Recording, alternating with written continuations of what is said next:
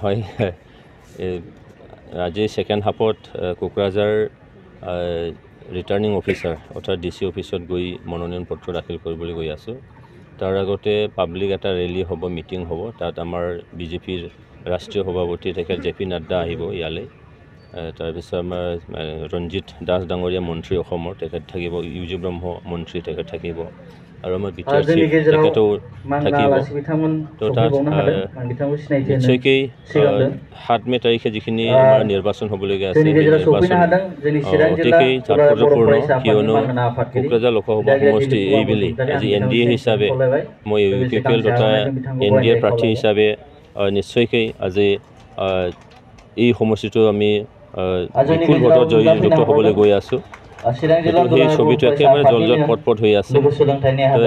আজি জাষ্ট এটা ফৰ্মেলিটি আমি নিশ্চয় কৰিব লাগে যে নমিনেশ্যন দিব লাগে। সেই নমিনেশ্যনটো দিয়াৰ পিছতেই আমাৰ যিখিনি ৰাইজৰ ওচৰলৈ আমি যেনেকৈ যাব লাগে বা ৰাইজৰ NDAৰ পক্ষত যেনেকৈ আমি ভোটদান কৰাবৰ কাৰণে যিখিনি আমাৰ কাৰ্য, এইখিনি যোৱা প্ৰায়